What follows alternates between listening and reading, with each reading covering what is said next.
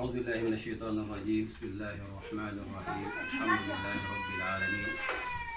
والصلاة والسلام على أشرف الأنبياء وسيد المرسلين نبينا محمد وعلى آله وصحبه أجمعين أما بعد أما على تنو وسبا مساسيتي مرات الهيرو سوير على ما دي لام على ما سبا دي لام أني أراني نافوي لانوي هردي وبدا توكلا أرجينا لكلام أرجينا لام بيرو bari namba fe ka ñoom baro bi masala du ye ka qur'ana ma fene kala diol sallallahu alaihi wasallam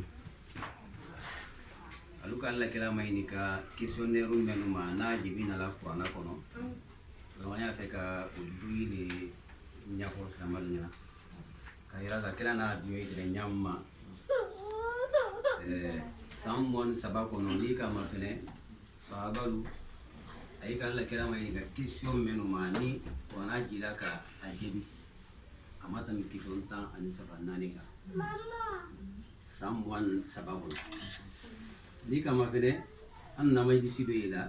question menu dila kramol ma majisi kirena ka shi question tan nyoni ne saba metra la kala krefe donc tellement que aika kiti aika valeur no aika lon ko ramade ni bola masala men kalama waraki man wajibu di kiya bara donc alaka an lali men ga fana kan kena ni kali ke ko beluma parce an tay ni kali galale tay ni kali ke dron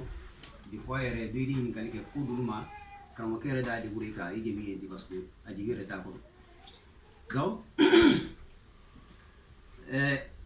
o question men na la qur'ana kono hadisa ko dede alla kala yin kalame sallallahu alaihi wasallam a répondu abdullah ibn abbas ka fanya na ka foko amata question tan ni sabaka akoko alla kala binyolu sallallahu alaihi wasallam kuma ra'aytu khayran qauman khayran min ummati rasulullah sallallahu alaihi wasallam min ashabi rasulillah sallallahu alaihi wasallam abdullah ibn abbas le nakalla anye kalima moye ama dunyoli dunyo menu kain katibi alla kala dunyol kan sini mala majillahi muna aika abdullah mayin ga mu ko so yo kuma fola ako parce que kala dunyoli tre mo menu ni malgré alhamdulillah ala kay choandi lika ayibla alla kala trefe ala ka aramadiya damenke kala kala yere choandi kala saya aramadin bedi aka kila mantunu fana ta wonyale mankai shuani kai kere ka ulubla kere ke kala akombanyoni donc c'est pourquoi comme mo bansa c'est la kala kere mo men blana kere wul keni mo shuani ne di le ko son jodo trei ay trei mabola wala di suna ka oke sabai tre se wala le wala kuna rabudu yina kana nyini kalike ka kison pula la kala sallallahu ni samon saban kono ni kama fene ka ko question tan sabale sona saban bul kala kila maynika ala ya répondu la di ka bo sans fait donc yi fini di men kan gaslama ka bakuya donc amana kanka wi la di ay la juma ya ro nyamma donc adole na bas nan fo mengela parce que kay kala kila maynika question tan ani saba a ben na la corona na la be di ka banka a répondu di ida yi ko na yo shama kono kadam na fatiha mahannasi donc ida ya fala ko yasalunaka anil khamri wal maisir ala libanka wujiri foko fe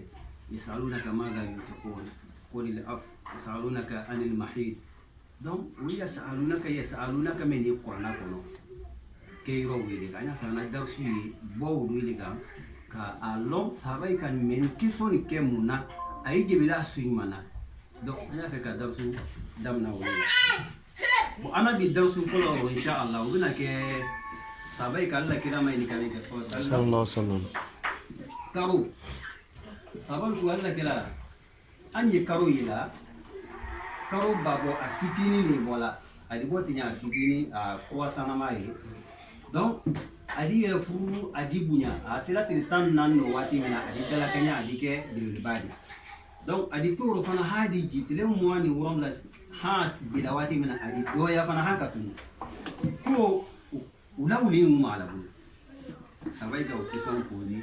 Allah kila mu sallallahu alaihi wasallam donc kila kuma te fenje bila ani diana na wasi de fay ala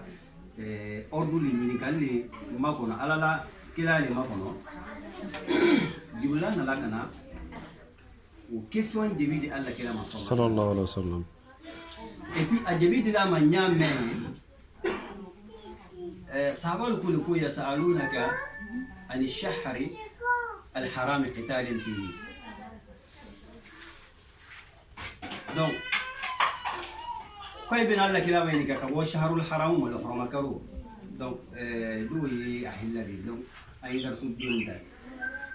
koy bin Allah kila may ni ka bolu haramakaru ma lo haramakaru e karunan ne di oye donki makono donki ani muharram wole jombene ni sama ya karo folo ani rajaba donc karonan ni lo horma karo di na fola ka ko lo horma karo ye karo li sama ya ka interdit ka foko kele kina ke karonan ni kono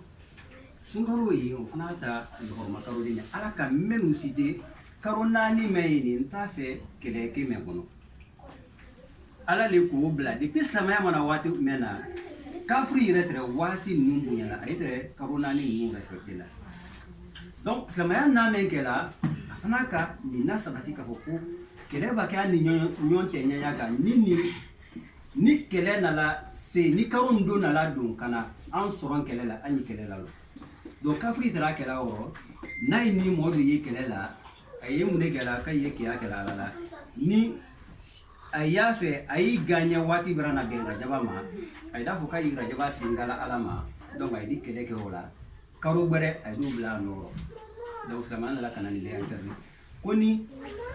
karo ni doro kele na labo islama yibe ay be mubla ay kana so makeleke donc shwede le falla kila sallallahu alaihi wasallam alla kila ka adunyo dulubla kay wa kelebiya sabamo tan fulani taradi abetere muhajiruna de iskila la sabai tere muhajiruna ni ansaru nyami ni tere nyami donc momen boni makka ka hijra kana madina afolo no ko muhajirin donc mene madina e ansaru wulu men ka Allah kila madina ka alulan jeti donc wile ansaru wile ka Allah kila madina ka yusilla ka slabe dala kaliye donc ayla intégration no ya madina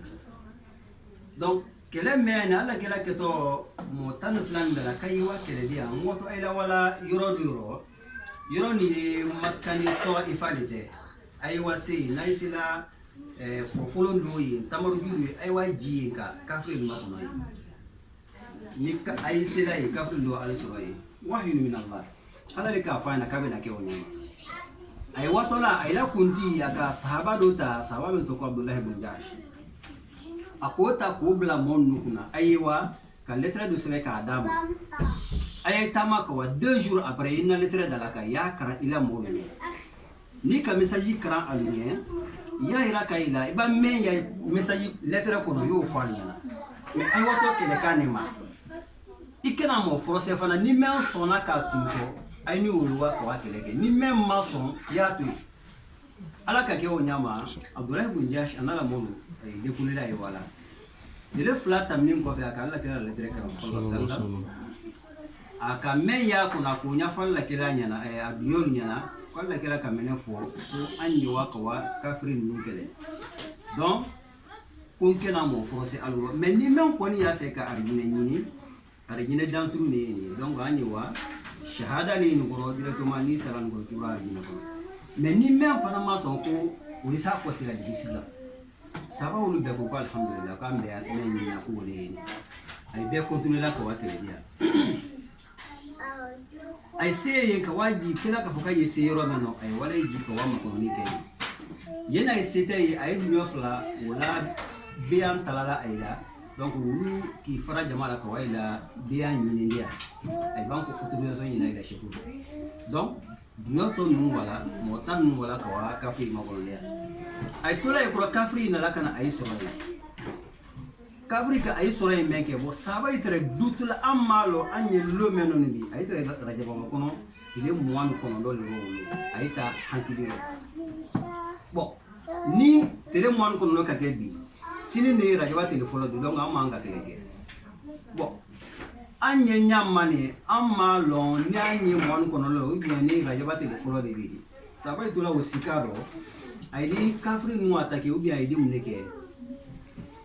ay kay ay duwe kulan koronyo yake Abdoulaye ibn Yash ale me chefu di aka fa duwe nyina bo anye muneke la parce que la ko kanye na ko ngon no kele mais adon lona muluka ko kele manka ke karuna rajabala wanye lume no bi ni mon nun talala na bi antane masona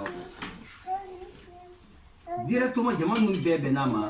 anyi wa ko kele kila kan na bo wole kama donc na bikela rajaba telefona alhamdulillah ala le kitno la donc morala di ya famo ni yemune ra kalanda folo mu yena on continue de ni ya ira kalanda o wala kame fo kuwa amruhum shura bainahum chefu leni wala mol mayni gala kala adioy mayni ga ali me chef d'état major di yena yi ordu di no a fingeb la le kisom la le duma anya kala jama fanaro jama si wala nyefe nyasu sima fu ayi kulongole ya nyoya leke ko bana aya bla bearo ni nay bena kilima ay di barake wala ka fo nyamma wa shawuru fil amr kila ila mulu kulongo nyoya ko bana yekola ko aya mafene ko susu ni wahyu ma jaro fo mu aya mafene ay hankili ba fanga menga ay barake wala fa idha adamta fatawakkal ala Allah ni ay hankili fangala menga ay wakala ka barake wala donc c'est pourquoi anye ni yela Allah kila la ko shamaye sallallahu alaihi wasallam abiyolu kulan ko nyoya kala kay mayni ka kuluro an kan ni kedi ni ko fakar sana lana wom saladu mnedi badri kele ke megla ko mbega badri kele no islam yala kele bili ba folo ni no te kele msena no itere me kele bili men kela islamaya ni kafriya te ka sai ka force bili flyer ka nyona uli badri formata kala badri mo wulu islamay gagné men kela yena sedo ma folo islamay na men kela badri ayna la kana isi ka jibla ay ni kafrite cela veut dire kafri li ya ka jibla ya ayu côté donna donc kolone ay ni kafrite Allah kilana aduye la kana isi du malan fanfela fe ka sanfela to kafri lu donc sahaba ke do ye wona ka Allah kila mai ni ka sallam kila ansini yoro menoni ala de ko kanya siyamba ou bien al harb wal khadi'a al makr wal khadi'a ala le ko kanya siyamba ou bien kila na no fe ko ile parce que kila ye dabare ni plan ni kila ko kuno ne rele nani de kala anyi anti ron na ya ka koromla anyi kafrite sabaken bu kila ne meila anyi koromla an ko fe ka korombare wuri kama force de ba ni giyan na kutila aluma ko di blawala donc wuri kama force de ris Allah kila sallam aka yolu mayni ka automatiquement miriam en fokan miriam malé donc ayira mana automatiquement ko wa nyefe ka kolombla al ko fa ila kutila donc oya ira kala ko kila sallam yoro batun tadi mansatun te men dictature kay force poser la molugo ko na kala ni alama wahyu dama kila dama mendo atara biyo ko lan ko nyo yala ni o mse ka gbere fana mun di badri kele men kele ban ko kela kafri bele mo biurom la li fo ala badri kele o ka banka mo biurom la nyanama jomina o jomu menum nanodi alama wahyu la jalle kala mo sallallahu alaihi wasallam jonu kan ka kenya maneka anya li fo ala li ba ou bien an kan ka mulika Allah kila ka biolu maynika jomen yamulo ni anyum ni kala mila yala andalu bla ba ou bien andi ay ni son comme na ayila ou bien anyum ni kala seno moru ko mi beka wala fali nyalo nyamma umar ko kala kala ne me am proposera momen anya befa anna slama yala kele folo ni nambra ganya no anya monu be ilimi lali amba nun be fa sisan makana da fe jamana min be disan da lo ko vraiment muslimaya ti to ne anya adam na folo nere umaru balima men bakaru bu dine ma nere adam na wula ile re fan la mo mun bakara yodi alima lawo bedi la mo na ko ka anyu de fo sena ba sidiki mai ni gani ko mo tere mo no ne ale la ku tu mangore bo ale ko fala ke ne ka men yawo mo men yini anyi fure ke ka ayi re kuma bo ayi re ni son godi ka be ayi moyen jatima ni mo me ni seti le yadi donc ani staff la san woti wa ke men yombo mo me foi to bulu anu bla donc beni la moyen jati anda adumanda ife o yina wodi mo do yi fana moyen foi tanya me ayi karani ba o fana dina kana ande mo tanda bla sebeli ni karana no o ka darsu lo wati mena wodi libere donc Allah kila sallallahu asina borsi kama ira ka Allah kila sallallahu donc kila ka fana proposa diol benawma aika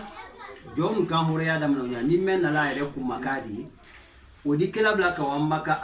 ayla mo fa samna ni donc ay wodi bokana sai ka mo ka belo men ye diburida fete men bulu aika belo donc kuma kalu na la ka bom makka kuma kai namik Allah kila ere birankem na la keleno no ye Zainab Allah kila dimsu folo Zainab wo kem na la keleno subhanallah Zainab ke botola makka kana madina ka wata Allah kila kele kama Zainab ma hijira folo ni Zainab tere makka akwa chema ko iwato kafri le ka wam fa kele dia au kwa kufuni wali kwa ko ntana la mbola na modu fe fanye wali ka ifala kunya dansilala subhanallah ajeli ni afali ajeli wulito ka wata fa kama kwa wato kelela kele wa ko kela ganye kemengeni nouvelle na la saison na umma zena goku aka fali folo mai nga kwa de ko kele di kwa kusla mai gaira ko mun kan fa so kuna ko fo itara aka sujudu be ala yimuka ala ko imalo kabanka chemai ni ka ho nje fanado ike ma fo de me ike mnani ike yi fabulu jonyao ko ka akumaka na kumaka ama kumaka don adi tusla mai hana do atono wonyale ma Zainabu naka konondo le tabulu ko dama ko ke souvenir di Khadija tere siti le donc omi na fuluti la na fulbati la kono na ila fin donc we do asron kono dinkili valeur ya la kata ko kono men di la Zainab mawadi annabulu Khadija ma Zainab ka wole kononta ayenta ka wadi mfama sadi nkebla subhanallah kono men nani kanabla be bara mobilita bla kana Allah kila sallallahu alaihi wasallam fenu yira kala Allah kila kila tola nyala la kono ga akoko e kono takadia ba au ko jonna ni kono o idem so Zainab le kabla kala na kuka akebla ukuma fo kila ni kono yikila tero jikali la kila sallallahu muna kono na rappeler la modu la adiana modu no yi Khadija be kalo Allah kila furunso me Khadija daka Allah kila mademe hakemeno Khadija tere watu la nyona funti de Makka me Khadija la na fulu de bana Allah kila mademe sama ya mademe sallallahu donc kila kalo kono ni mboni yoro meno mo me ka kono ndama wule na rappeler hankili sila han yoro uma kila bana ka sahaba lu mayininga akwa duyol ma est-ce que aidisi duyela ka Zainabu ake anala kono ka alasi Zainab kenala kono ka alasi kala wa Zainab ma nyai demande la ka sabe ba kila la ko ma fene di kono rofini ale men ka kan ka décision ta mais toujours a fait ka pour régler ka kala tinya la fi sahaba lu ko me kala kala sallallahu komi Ibrahim Abraham na jonyaro ani tol bebrana antise kumala ino de ko beile le di ba fonya ka sen wala bele ayire mali anne ni kuro Ibrahim Abraham no ika fonya ma wallahi anya fani Zainab ala kono anake amra bi ka bla déjà yana tam to yoro meni an ce kanka an hakili si yoro ndo we muledi Allah kila muso men sani depuis sanjuri wala kono wo muso kana kono ama fila muso kana kono ma est ce que anya muso yere to la fi ma fina ka de la kono ma est ce amba muso la kono na filini ya o ya la cheni est ce anda lo ko ku fi me yari wa yere kala dienya metre kila na muso de hala la ko sili wala se o maka o marque ko fixa kundo ama se ina ko Khadija sani ko fi ima ya Khadija la dienya ko biya mafo Aisha tere ama kiliyala Londro Aisha na lakana tellement que Allah kila tere muso nadia la tumba sa fo so adi Khadija biyo men tere adi subo bla kala wa Khadija biyo uluma sa di rappeler nyamma Khadija tula Aisha Londro Aisha monela ko be ko kila ko ile refani i resela muso men ika muso menta asiden kodo muso men brasa muso ko basu wati be yetula ngoy rappelela ni muso ko ni nafi kila ko me ko Khadija Aisha ikan ka ko kilelo muso ne ka de dinga parce que kuma to bra répéter wati be Aisha tula reproche kala la bon ala do ka ne bi ma muso nguru doni do ikan numbe fu muso be fu a be brasi kala ko do ma o mais malo iwoto doni wati be tola an rappelela muso ko ni na kola donc kila ko yana ko ikana ina ko gilengo Khadija leka ne dembe so ko dinga kile aflana Khadija kala na fulo beta ka do islamaya de men dafe donc o fo men que la Khadija ali fana madin so donc ali sumala Aisha ali madin so ali sumala yo donc kan ko se kanana darsuma Allah kila sallallahu alaihi wasallam atraye adiyolu mai ni kame kila ka kolan koronyo yake ala aka chefu membla la kele jama nyefe wo fana na usla kele ni tamala bai ba me yi kramo le fana wule na tamala Abdullah ibn Jahsh abango adiyolu mai ni kala aika keleke donc ay dona kelero ala ka ke mo kele le fo ala kafri do Ibn al-Hadrami wule fo ala o tere kafri la ko tibile donc la mai ka o fo kawanka mo damando yimne ro mo to likibo ay ko se la kana Madina ay na Madina manka de warane sa islamay la kana idan Allah ke sallallahu alaihi wasallam an wani kelero kala diani me kala kana mbolo lo meno jara jabati di folo lo islamaya don kono yali convention me andi kafriti amma an ka keleke kar ajaba karo kono ba wule bra wule kana ma ko lo kuma ni fo Allah kila sumala ko kama be parce que aramaden kanka hamidallah la surtout ini kafrite lahidi me anni wete amma anka keleke few ni karola donc kuma warba ke ala kiti di samba ande anya tude anya ala mako selama melu fana tere Madina watu wala ulu shamman kuma sedaka wonu yaraki mem delegini ka wakele roni ay wani ka wakele ka iba hadisi ay don ka longa ko kire mo anka di karonna kafri melu fana makka Muhammadu ka longa ko ko so yani nyonde donc ay men kuma la lahi la tere ni fenna awrawa ana go faka karuban ko masaba subhanahu wa ta'ala ko tikala men nama alaka sura bani la ko ka ayan ta kaulaji abu balla kila ko abini mainika an shahr al haram yasalunaka an shahr al haram qitalin fihi kafri bini mainika idio melu fana yikra fe yu de fana wara kun rofi de ye nyoma mainika la ni kiti kelema ayewa ka wakafu lu fa de horoma karo kono o kiti dili ni kesen ayesa wo kelema ni Muhammad afanya ala bana ka kison debi di directement afanya qitalin fihi kabir sika cité ro fe ta keleke le horoma karo kono ko le yadi ko men kamu amanga ya haramu fi wa kufrun bihi me ayenya na la yoro men ko ka kafriya alama di horoma karo ubiye karo tolu kono wa saddun an sabilillah ka aramaden nasika ay labo dina kono kayla ay pousse momen ya fe ka do islam ya kono ay take no wulu fana take ay nyana kaban kayla bo misiri fana kono maka men bena alwulu kay bo maka ka wa madina wulu be beni kay da bo maka ayire fasola ka wilawa madina kay bla refugee ala ayina ka foko kodin nodi ba ya lon ka foko woyi ko balili ni krefe wala ko sala ka foko wa ikhraj ahlihi minhu akbar inda Allah wal fitnatu akbar min al qatl aina moyla fitna mengela kayla murunti doyewo yafe kadu islam yakono ayka aydu ayno yonde mu'minu hijrani ka ayla fembe to al kofe aydu ila rabi parce ay wani blala to yakuda men nowdi seti le trachamali donc o be fitna leli ayya lon ko juma katani mo faka mo ayla mo kele men fani le roma ko donc ni aya fo man sababu subhanahu wa ta'ala Allah kira sallallahu anala sahabaru ay bisu mala ko donc ay ka lon ka fo ko ja ay ka lon ko mako alay ko be kala mais ni ke ka boy ni ka parce que mona la hidi metre ay ni kafru te Allah kila tre hamina wala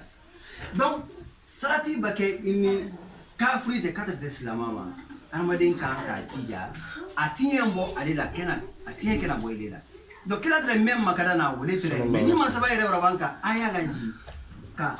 adiye ila saninya ka banka ira ka kafru la aye fem même makabala ni aye bara ko ke men du man kata ni witaka donc aya lon ka foko men kelini ni de foyidi aye na kela foti bolo man ne ala banka ya fa aluma mais aya lon ka foko fitna moyla rabi o juma kata ni mo fada donc ni kali men keni o kiso jibili foni ni donc ni kali tan ni saba han tan nan woli ko na ko donc anna kile ne talawro ni ka kiso fo ka banka ri ko fo men nanu ko no kuma la sire mbulu woli fo ni bade ni donc dina fam yala ma dina amin amara la dili ne fo ni ka amen duro damma ka bara no ya nyala mo yala amina لبن كل ما على ما جنبنا اللهم آمين ربنا آتنا في الدنيا حسنة آمين وفي الآخرة حسنة وقنا عذاب النار آمين ربنا لا تزغ قلوبنا بعد إذ هديتنا آمين وهب لنا من لدنك رحمة إنك أنت الوهاب آمين سبحان ربك رب العزة عما يصفون آمين وسلام على المرسلين والحمد لله رب العالمين وقنا كتاب السلام عليكم وعليكم السلام آمين آمين ala ni no sama na bulu jama ala manya suma na faso ala manya suma ba fitna membe ka fitna la salamu amin ana na tungana ka tungana ala mu amin ala man besu ala amin ala ko sini no amin baba mi tan ala ma ila na bela amin ala man be kana na bela yana dawati amin mi ba bulu ka ka ina ka kan bode ala mu amin alisa kuma ka me fora ka men tulo da ala mu amin nanka me fana ka baraka ala mu sinamaya ni ne mali lama fanga sila sallallahu alaihi wasallam la doa mana doa gege oh taro okay doa gege